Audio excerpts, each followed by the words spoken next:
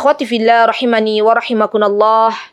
Di pekan kemarin kita sudah belajar tentang pemilik dua kebun, dan hari ini kita memohon pertolongan kepada Allah. Nasta'inu billah, insyaallah kita menyelesaikan surah Al-Qalam di bagian kedua. Mudah-mudahan Allah berikan kelancaran.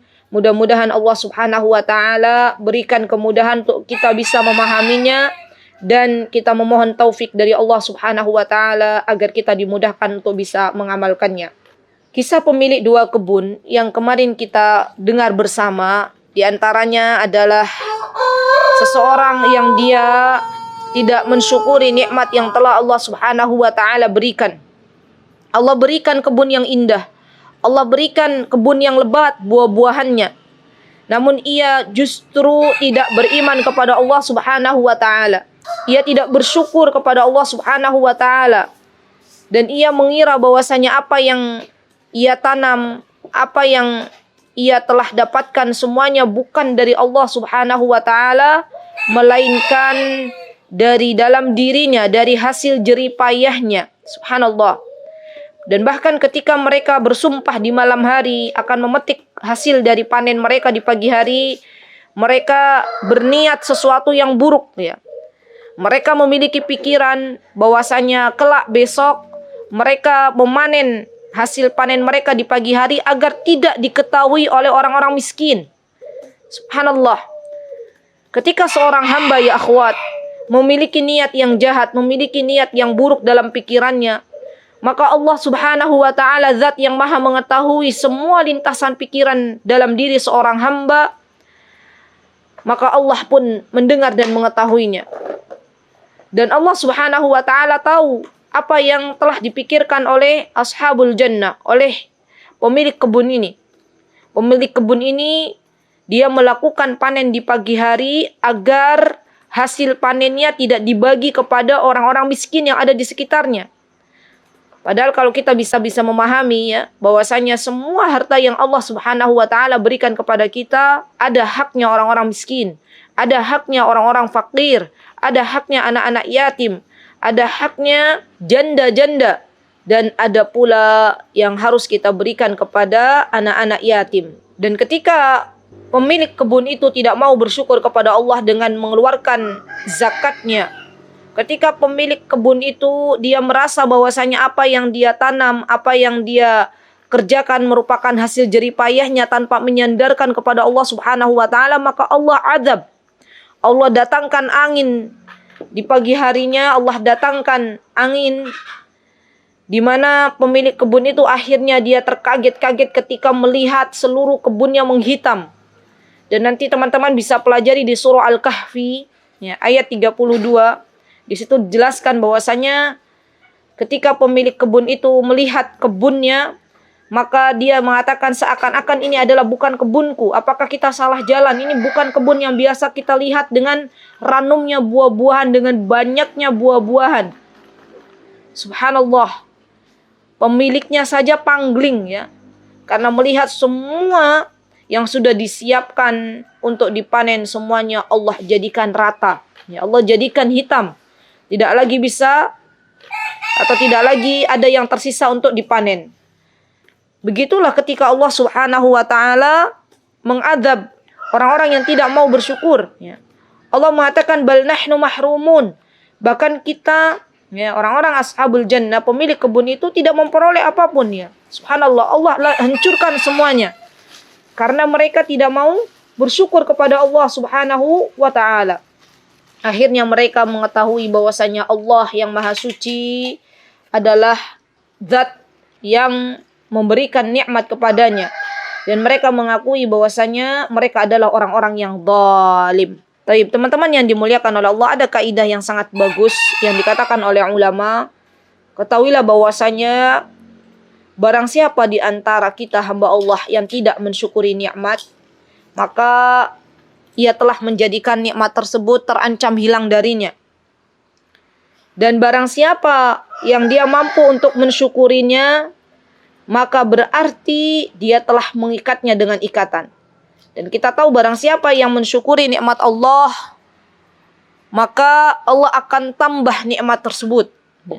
Dan barang siapa yang tidak mensyukuri nikmat Allah, maka Allah Subhanahu wa taala akan berikan azab.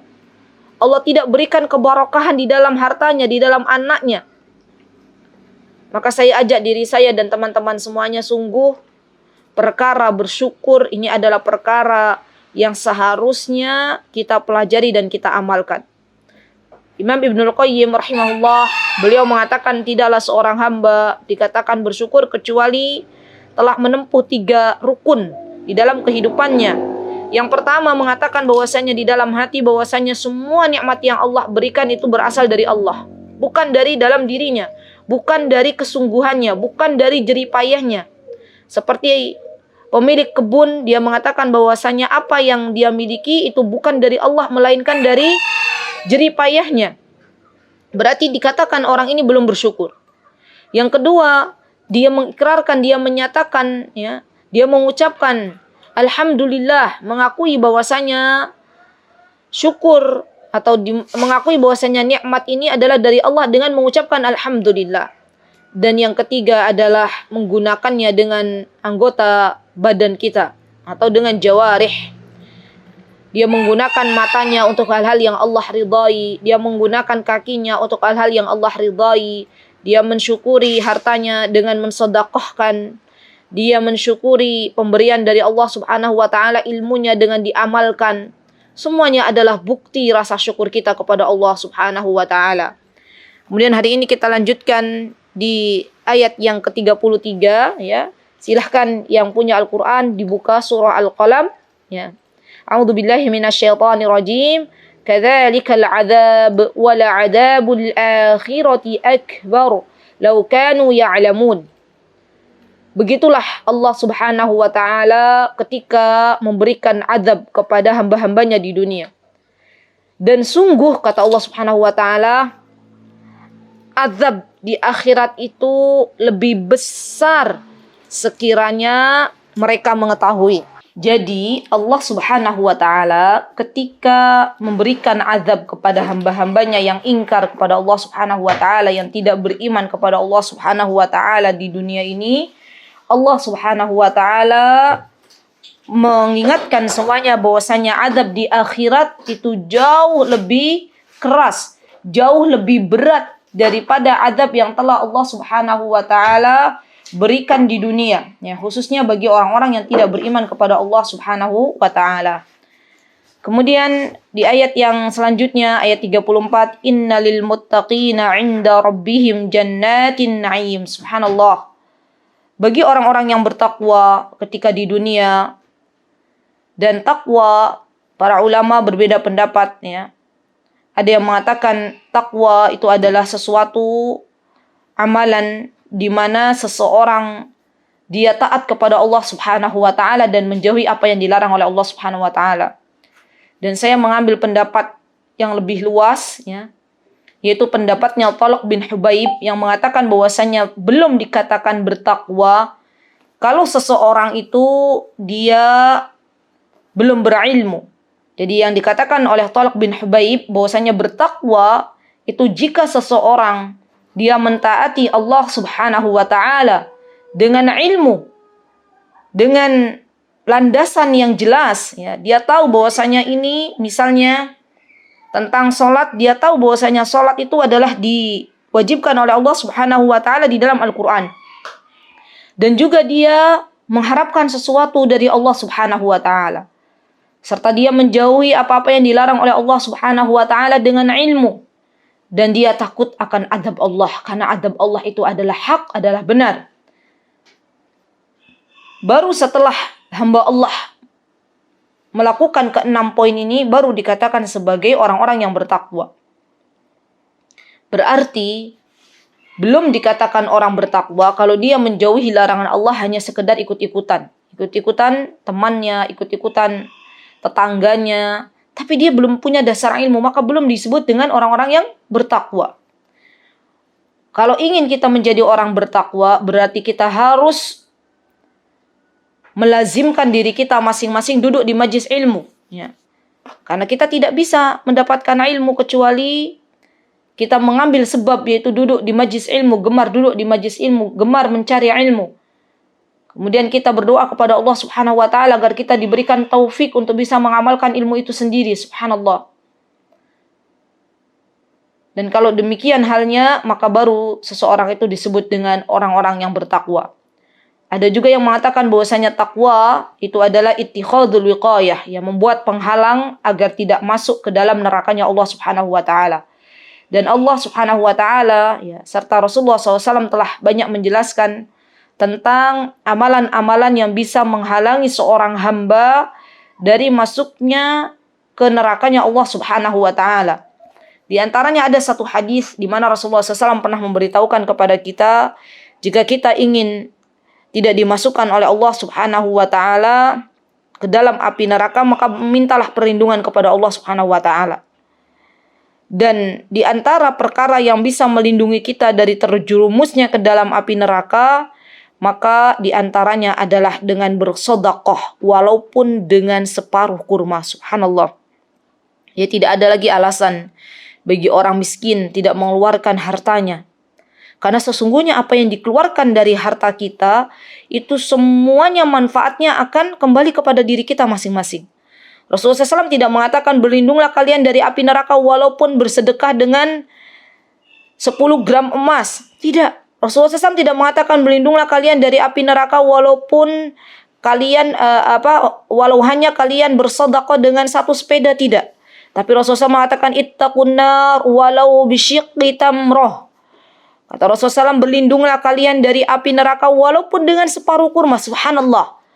Tidak memerintahkan 1 biji kurma, karena mungkin ada hamba Allah yang dia diberikan harta oleh Allah Subhanahu wa taala dalam hari itu hanya memiliki 1 buah kurma saja.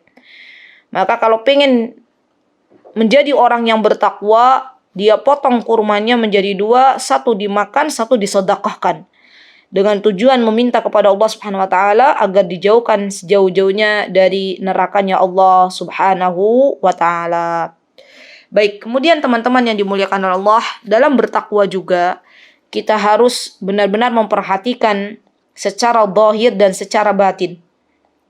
Maksudnya secara zahir, kita benar-benar zahir kita itu menampakkan sesuatu yang diperintahkan oleh Allah Subhanahu wa taala. Misalnya seorang perempuan diperintahkan oleh Allah Subhanahu wa taala untuk menutup aurat, maka hendaklah dia menutup aurat karena Allah Subhanahu wa taala. Dan di antara amalan batin misalnya ya, adalah ketika dia harus mencintai Allah Subhanahu wa taala melebihi cintanya daripada kecintaannya kepada yang lainnya. Di antara amalan batin, ya, dia bersihkan hatinya dari perkara-perkara yang membuat hati menjadi sakit. Misalnya hasad, ya, suudzon, sombong, itu semuanya akan menjadikan hati sakit. Baru disebut orang yang bertakwa ketika zahir dan batinnya benar-benar mengikuti apa yang Allah Subhanahu wa taala telah anjurkan. Ya. Subhanallah.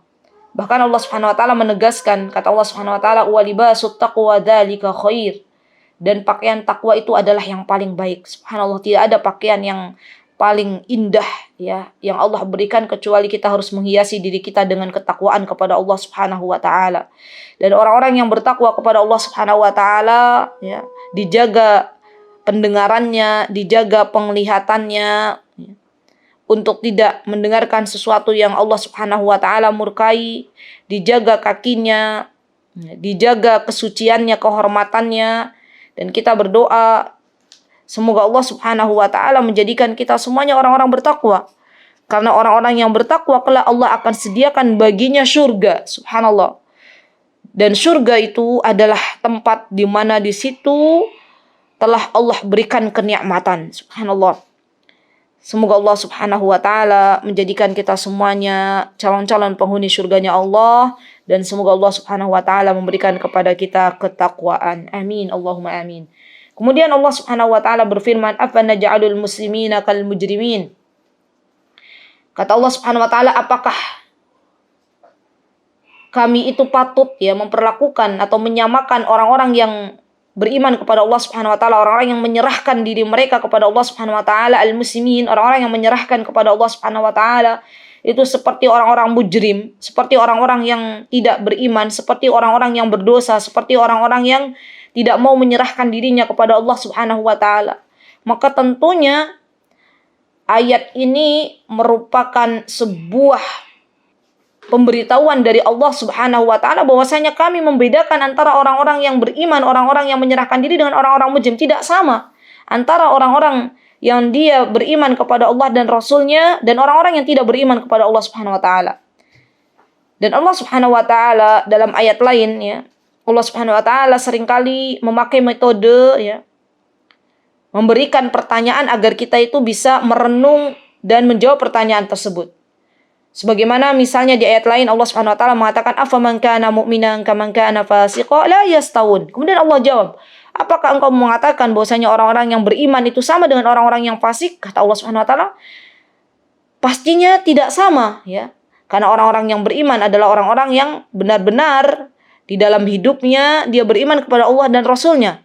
Dan orang-orang fasik, mereka orang-orang fajir yang mana mereka tidak beriman kepada Allah dan Rasulnya, dan itu tidak sama di hadapan Allah Subhanahu wa taala. Kemudian Allah Subhanahu wa taala mengatakan, "Ma lakum kaifa tahkumun?" Ya. Dari mana wahai orang-orang kafir, kalian itu mengatakan bahwasannya kalian itu sama dengan orang-orang yang beriman. Jadi dulu orang-orang kafir Quraisy, mereka mengatakan kepada Nabi kita Muhammad sallallahu alaihi wasallam, ya, kata mereka kedudukan mereka orang-orang kafir Quraisy itu akan sama mendapatkan surganya Allah Subhanahu wa taala, ya. Bahkan kata mereka nih, kata orang-orang kafir, bahwa mereka akan mendapatkan surga yang lebih tinggi dari surganya Nabi kita Muhammad SAW yang kelak Rasulullah SAW masukinya. Jadi mereka mengatakan bahwasanya mereka akan mendapatkan yang lebih dari apa yang Allah Subhanahu wa taala berikan kepada Nabi kita Muhammad SAW. Nah, Allah Subhanahu wa taala menginginkan perkataan mereka itu dari mana asalnya. Ya. Jadi Allah bertanya kepada orang-orang kafir, pikiran kalian bahwasanya nanti di akhirat, ya, kalian akan mendapatkan surga yang sama dengan apa yang aku berikan, kata Allah kepada Nabi kita Muhammad SAW. Bahkan kalian mengira kalian akan lebih tinggi lagi dari surga yang Allah berikan kepada Nabi kita Muhammad SAW. Pikiran tersebut dari mana? Ya. Kemudian Allah Subhanahu wa taala menjelaskan, am lakum kitabun fihi tadrusun? Apakah kalian memiliki kitab yang diturunkan oleh Allah untuk kalian pelajari? Ya. Jadi ini sebuah pernyataan yang pertanyaan yang menohok ya. Allah Subhanahu wa taala mengatakan, apakah aku itu menurunkan kitab kepada kalian untuk kalian pelajari? Innalakum fihi lama takhayyarun. Sesungguhnya kalian dapat memilih apa saja yang ada di dalamnya. Am lakum aymanun alaina balighatun ila yaumil qiyamah innalakum lama tahkumun. Ataukah kata Allah Subhanahu wa taala, kalian memperoleh janji-janji yang diperkuat dengan sumpah ya dari kami, yang janji tersebut akan tetap berlaku sampai hari kiamat. Atau bahkan kalian dapat mengambil keputusan sekehendakmu. Dan ini teman-teman menjadikan ya ayat ini akhirnya orang-orang kafir tidak bisa menjawab apa yang telah ditanyakan oleh Allah Subhanahu wa taala, karena memang kenyataannya mereka tidak diberikan kitab oleh Allah Subhanahu wa taala. Mereka hanya menyombongkan diri mereka, dan mereka di antara mereka adalah orang-orang pengkhianat ya. Kita tahu di antara orang yang menentang yang paling keras ya tentangannya kepada Nabi kita Muhammad SAW ada pamannya Rasulullah SAW, yaitu Abu Lahab.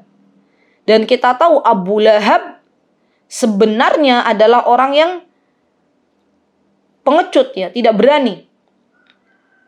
Jadi ketika ditantang oleh Allah Subhanahu wa taala, apakah kalian telah diturunkan kepada kitab ya untuk kalian? Mereka tidak bisa menjawab. Kemudian Allah Subhanahu wa taala menantang kembali ya orang-orang kafir Quraisy dengan sebuah pertanyaan, salhum ayyuhum bidzalika za'im am lahum syuraka'u falyatu bi syurakaihim in kanu shadiqin. Lihat. Kata Allah Subhanahu wa taala, tanyakan ya kepada mereka wahai Muhammad, tanyakan kepada orang-orang kafir Quraisy, siapa di antara mereka yang bertanggung jawab terhadap keputusan yang mereka ambil ya, terhadap apa yang menjadi pikiran mereka. Kemudian Allah menantang ya dengan tantangan yang luar biasa. Kalau demikian, tolong datangkan kepadaku, kata Allah Subhanahu wa taala, sekutu-sekutu jika kalian memang orang-orang benar. Ya. Kalau kalian merasa ada yang lebih baik daripada aku, kata Allah Subhanahu wa taala, datangkan. Dan ternyata mereka tidak mampu untuk menciptakan sesuatu yang telah Allah ciptakan, walaupun hanya menciptakan seekor lalat. Subhanallah. Jadi pada dasarnya orang-orang kafir, ya, kapanpun dan dimanapun, dari zamannya Nabi kita Muhammad SAW sampai datang hari kiamat, kalau ditantang untuk membuat seekor lalat saja, mereka tidak akan mampu. Dan kelak pertanyaan ini, ya, pertanyaan amlahum syuraka'u falyatu bi syurakaihim, akan Allah tanya kembali di akhirat. Bagi siapa saja yang hari ini memiliki sekutu-sekutu yang disembah, ya, selain Allah Subhanahu wa taala, maka kelak di akhirat Allah akan tanya lagi, mana sekutu-sekutumu yang engkau sembah dulu di dunia, datangkan kepadaku. Dan mereka pun tidak bisa mendatangkan kecuali keadaan mereka ketika itu keadaan yang sangat-sangat terhina. Lihat apa yang Allah Subhanahu wa taala firmankan di ayat yang selanjutnya, di ayat yang ke-42, yauma yukshafu an saqi wa yud'auna ila sujudi fala yastati'un. Kelak pada hari kiamat, ya, para ulama dia mengatakan bahwasanya yang dimaksud dengan saq, yang dimaksud dengan betis di sini, ya, adalah biasanya orang-orang Arab ketika mengatakan kata saq itu adalah kondisi di mana kondisi yang sangat-sangat sulit, ya. Jadi kelak orang-orang yang tidak beriman kepada Allah Subhanahu wa taala pada hari kiamat, mereka menemui kondisi yang sangat-sangat sulit, ya. Kondisi yang sangat-sangat sulit.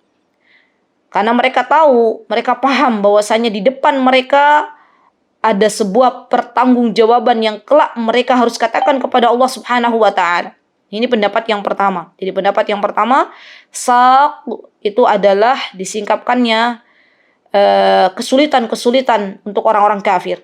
Pendapat yang kedua dalam ayat ini adalah saq, yang artinya, ya, makna zahirnya adalah kakinya Allah Subhanahu wa taala. Dan kita paham, ya, bahwasanya Allah Subhanahu wa taala memiliki kaki, tapi kita tidak perlu bertanya seberapa besar, atau kita tidak boleh membayangkan, ya, bagaimana kakinya Allah Subhanahu wa taala. Laisa kamitslihi syai' wa huwas samiul basir. Dan kita hanya beriman saja, tapi tidak boleh membayang-bayangkan, ya, karena sesungguhnya itu adalah haknya Allah Subhanahu wa taala. Nah, orang-orang kafir, mereka kelak pada hari kiamat, mereka tidak mampu untuk bersujud kepada Allah Subhanahu wa taala. Walaupun mereka merengek-rengek kepada Allah Subhanahu wa taala untuk bisa sujud barang sedetik pun, mereka tidak diberikan kesempatan itu oleh Allah Subhanahu wa taala. Karena di dunia ketika ada kesempatan mereka untuk bersujud kepada Allah Subhanahu wa taala, justru mereka menjadi penentang. Justru mereka tidak mau beriman kepada Allah Subhanahu wa taala. Justru mereka mengejek-ngejek Nabi kita Muhammad sallallahu alaihi wasallam dengan ejekan yang menyakitkan Nabi kita Muhammad sallallahu alaihi wasallam. Mereka mengatakan Nabi Muhammad adalah seorang penyihir. Mereka mengatakan Nabi Muhammad adalah seorang yang gila. Mereka menyatakan bahwasanya Nabi Muhammad adalah seorang orang yang gila, penyihir, ya, dan Nabi kita Muhammad sallallahu alaihi wasallam adalah seorang penyair, ya. Semuanya mereka katakan kepada Nabi kita Muhammad sallallahu alaihi wasallam, dan mereka tidak mau sujud kepada Allah Subhanahu wa taala. Maka di akhirat kelak mereka meminta kepada Allah Subhanahu wa taala untuk sujud, barang sedetik pun Allah tidak kasih, ya. Fala yastati'un. Mereka tidak akan bisa untuk bersujud kepada Allah Subhanahu wa taala. Khashi'atan absaruhum tarhaquhum dhillah. Bahkan di akhirat nanti yang ada orang-orang kafir, mereka, pandangan mereka menunduk, ya, begitu tajam ke bawah. Karena mereka tahu bakal di depan itu ada tempat yang telah Allah Subhanahu wa taala sediakan bagi mereka, yaitu nerakanya Allah Subhanahu wa taala. Maka mereka tertunduk, ya, wajahnya ke bawah. Biasanya kalau orang-orang bersalah, ya, kita lihat di dunia saja, kalau orang-orang bersalah kan tidak ada yang mendongakkan kepalanya. Kalau ada orang bersalah, dia mendongakkan kepalanya, itu namanya sudah tebal muka, sudah malunya sudah hilang. Biasanya kalau ada yang masih ada, Allah Subhanahu wa taala selipkan rasa malu. Kalau ada orang bersalah, itu biasanya mukanya, ya, wajahnya, penglihatannya, pandangannya tertunduk malu ke bawah. Ya.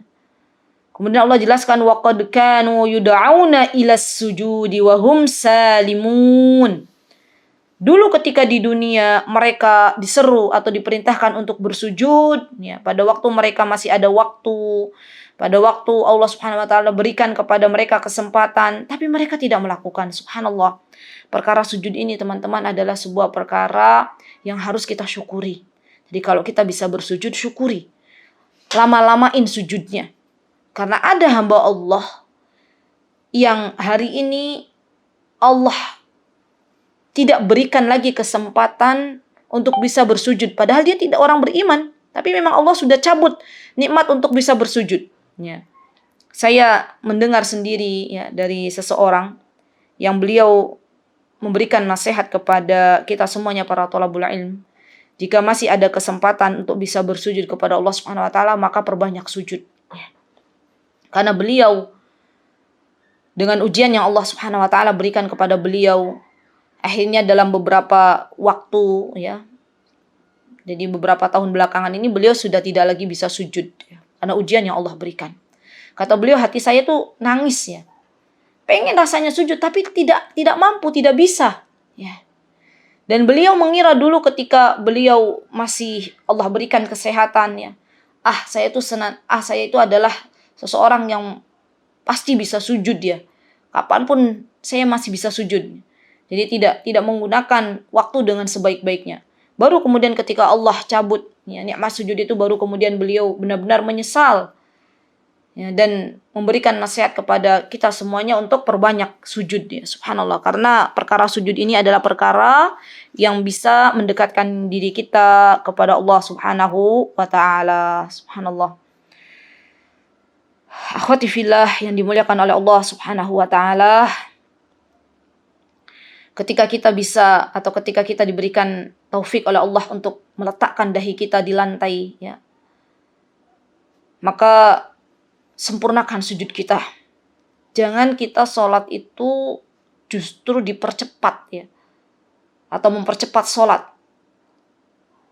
Dan kita tahu bahwasanya hiburan orang-orang beriman itu adalah dengan mendatangi sholat, dengan sujud yang lama.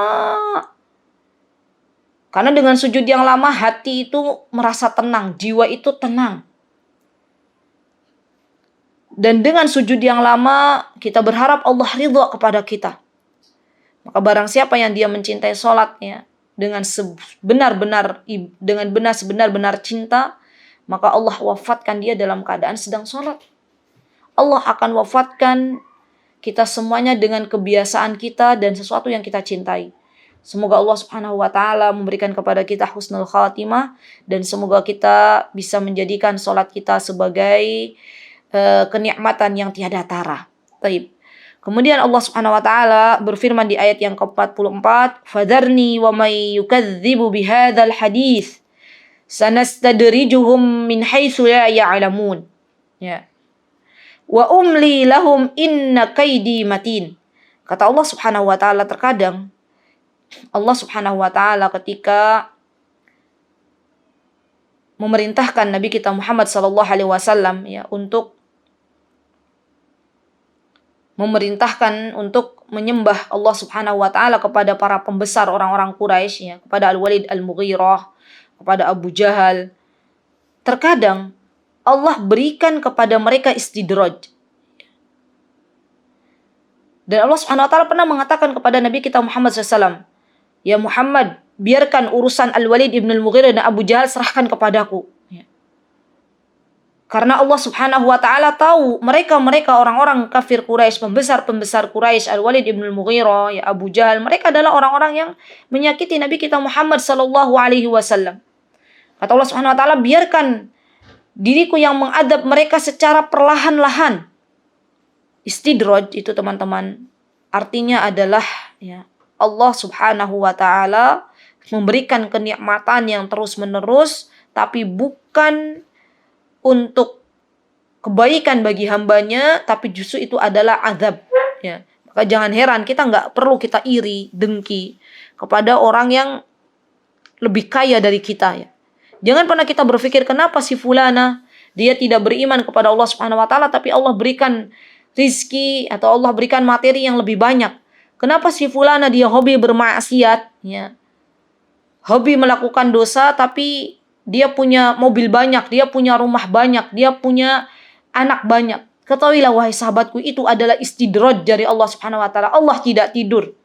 Kita lihat hanya zahirnya mereka bersenang-senang dengan harta yang Allah berikan. Tapi ingat bahwasanya apa yang telah Allah berikan kepada mereka dengan harta yang banyak, semuanya akan Allah mintai hisab. Jadi kalau kita lihat benda, itu bukan seberapa banyaknya yang Allah berikan kepada kita, tapi kita harus ingat seberapa beratnya hisab yang akan Allah Subhanahu wa taala tanya kepada kita. Di hatinya orang beriman itu sungguh adalah hati yang bening, yang dia kalau melihat ada orang yang mengunggulinya dengan harta dunia, maka dia akan mengungguli dengan amalan salih. Karena dia tahu dan dia paham bahwasanya harta dunia tidak akan bisa dibawa mati. Hanya keimanan, hanya amalan salih yang akan kita bawa mati nanti menghadap Allah Subhanahu wa taala. Ya. Kemudian Allah Subhanahu wa taala mengatakan, am tas'aluhum ajran fahum min maghramin musqalun. Kata Allah Subhanahu wa taala, wahai Muhammad, ya, apakah engkau meminta imbalan kepada mereka, imbalan kepada orang-orang kafir Quraisy, ya, sehingga mereka dibebani dengan utang? Maksudnya, jadi orang kafir Quraisy itu kenapa mereka tidak beriman? Padahal Nabi kita Muhammad SAW tidak membebani mereka dengan mengupah mereka. Mengupah Nabi kita Muhammad tidak. Nabi Muhammad tidak meminta barang sedikit pun harta dari orang-orang kafir Quraisy. Kita tahu Al-Walid ibn al-Mughirah itu memiliki harta yang sangat-sangat banyak. Ya. Bahkan kalau ada sekelompok pedagang yang datang di ujung kota Makkah, yang baru datang, maka bisa diketahui dan bisa dipastikan rombongan unta itu adalah miliknya Al-Walid ibn al-Mughirah. Dan Rasulullah SAW ketika mengajak Al-Walid ibn al-Mughirah untuk beriman kepada Allah Subhanahu wa taala, Rasulullah tidak meminta imbalan dari Al-Walid ibn al-Mughirah. Rasulullah benar-benar hanya meminta imbalan dari Allah Subhanahu wa taala. Tapi ternyata hati mereka keras dan tidak mau beriman kepada Allah Subhanahu wa taala walaupun Rasulullah SAW tidak meminta upah dari mereka. Kemudian Allah Subhanahu wa taala mengatakan, am indahumul ghaibu fahum yaktubun. Atau ada pada diri mereka orang-orang kafir Quraisy itu ilmu tentang hal-hal yang ghaib. Ya. Lalu mereka menulis sesuatu yang bisa mereka tulis. Dan kita paham bahwasanya tidak ada yang bisa mengetahui sesuatu yang ghaib kecuali Allah Subhanahu wa taala. Ya. Bahkan Rasulullah SAW saja tidak akan mengucapkan sesuatu yang beliau tidak tahu kecuali itu adalah wahyu dari Allah Subhanahu wa taala. Karena kan terkadang perkataan-perkataan Rasulullah SAW adalah perkataan yang misalnya Rasulullah SAW mengatakan begini, misalnya di akhir zaman nanti akan merebaknya perzinahan. Di akhir zaman nanti akan merebaknya musik, ya. Maka ketahuilah kata Rasulullah SAW, kalau wabah penyakit itu Allah turunkan di muka bumi ini, ketahuilah bahwasanya perzinahan telah merebak. Kan itu diantara sesuatu yang ghaib, ya. Nah, perkataan Rasulullah SAW itu tidak lain dan tidak bukan adalah wahyu dari Allah Subhanahu wa taala. Ya, tidak ada satupun dari hamba Allah yang mengetahui sesuatu yang ghaib kecuali atas pemberitahuan dari Allah Subhanahu wa taala. Maka kata Allah Subhanahu wa taala berkata kepada Nabi kita Muhammad sallallahu alaihi wasallam, "Fasbir, bersabarlah engkau wahai Muhammad, li hukmi rabbika, terhadap ketetapan yang telah Allah tetapkan. Wala takun ka sahibil hut, dan jangan engkau sekali-kali seperti ashabul hut atau sahibul hut." Sahibul hut ini adalah Nabi Yunus alaihi salam. Yang mana kita tahu Nabi Yunus, ya, ketika beliau berdakwah kepada kaumnya dan kaumnya menolak dengan penolakan yang sangat kuat, ya, maka akhirnya Nabi Yunus memutuskan untuk meninggalkan kaumnya. Ya, padahal ketika itu Allah belum mengizinkan Nabi Yunus untuk pergi. Subhanallah. Ini artinya teman-teman, kalau kita berdakwah, kita menjadi seorang da'i, kita menjadi seorang da'iyah, Kalau kita mendapatkan kesulitan-kesulitannya di area dakwah kita, jangan kemudian kita pergi meninggalkan mereka terlebih dahulu. Sabar, ya, kita doakan mad'u kita doakan, kita berbuat baik kepada mereka, ya. Dan terus berdoa kepada Allah Subhanahu wa taala. Ya. Kembali kepada kisah Nabi Yunus, akhirnya Nabi Yunus meninggalkan kaumnya padahal Allah belum mengizinkan, ya. Dan Allah Subhanahu wa taala memasukkan Nabi Yunus ketika itu ke dalam ikan, ya, ke perut ikan, ya. Dan ketika Nabi Yunus berada di perut ikan, apa yang dikatakan oleh Nabi Yunus? Yang dikatakan oleh Nabi Yunus berdoa kepada Allah, la ilaha illa anta subhanaka inni kuntu minadh dhalimin idz nadza wa huwa makdum. Ya, kemudian ketika Nabi Yunus berdoa dengan kondisi Nabi Yunus itu, ya, berdoa kepada Allah Subhanahu wa taala ketika Allah masukkan dalam perut ikan, itu kondisinya Nabi Yunus meninggalkan kaumnya, ya. Ya, meninggalkan kaumnya. Ya, kita nanti bisa belajar kembali bagaimana kisah Nabi Yunus alaihissalam. Dan kalau saya ceritakan di sini, ya, panjang lebar ketika Nabi Yunus menaiki akhirnya kapal, ya, dan kapal tidak bisa berlayar, harus ada salah satu di antara mereka yang dibuang ke laut, dan Allah mentakdirkan dari pengundian itu Nabi Yunus namanya yang keluar, dan akhirnya dijeburkanlah Nabi Yunus, ya, dan dimakanlah oleh ikan yang besar. Dan Nabi Yunus berdoa ketika itu di dalam perut ikan, ya. Taib. Nah, teman-teman yang dimuliakan oleh Allah Subhanahu wa taala, kemudian Allah Subhanahu wa taala menyebutkan di ayat yang ke-49, laula an tadarakahu ni'matum min rabbih lanubidha bil 'ara'i wa huwa mazmum. Sekiranya Nabi Yunus, ya, ketika itu tidak mendapatkan nikmat dari Allah Subhanahu wa taala, maka pastilah Allah akan campakkan ke dalam keadaan yang terhina, ya. Tetapi Allah Subhanahu wa taala tahu bahwasanya Nabi Yunus adalah orang-orang yang salih, orang-orang yang bertakwa kepada Allah Subhanahu wa taala, maka Allah Subhanahu wa taala fajtabahu rabbuhu. Allah memilih Nabi Yunus, ijtaba itu istofa, ya. Faja'alahu minas salihin, dan Allah menjadikan Nabi Yunus termasuk dari orang-orang yang salih. Subhanallah.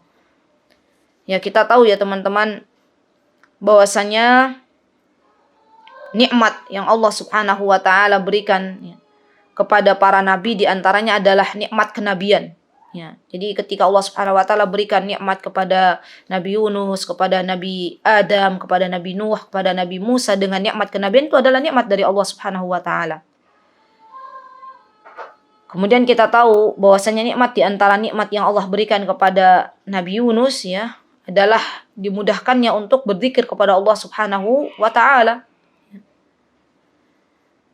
Dan nikmat yang Allah Subhanahu wa taala berikan kepada Nabi Yunus di antaranya adalah dikeluarkannya kembali dari perut ikan, ya, dikeluarkannya kembali dari perut ikan, dan Allah menggolongkan Nabi Yunus termasuk dari hamba-hambanya yang bersegera bertaubat kepada Allah Subhanahu wa taala manakala tahu ia berbuat kesalahan.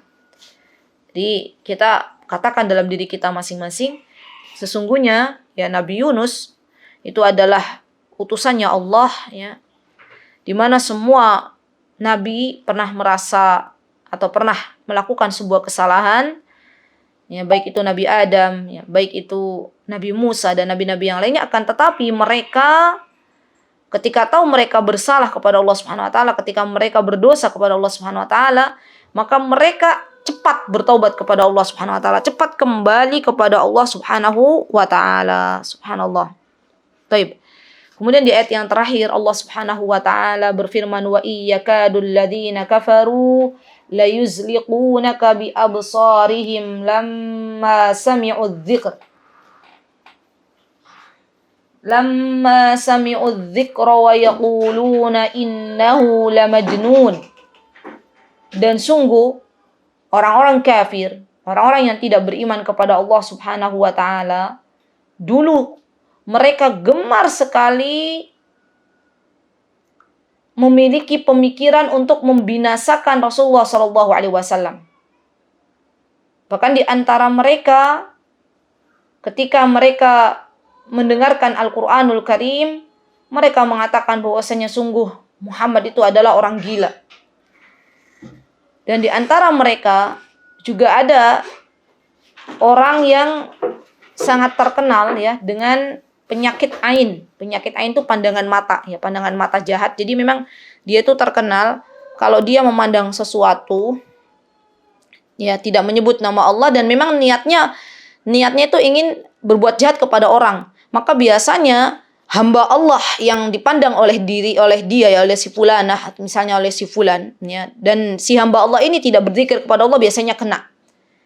Itu pernah juga saya dapati ya ketika kami masih belajar, saya dan suami masih belajar di luar.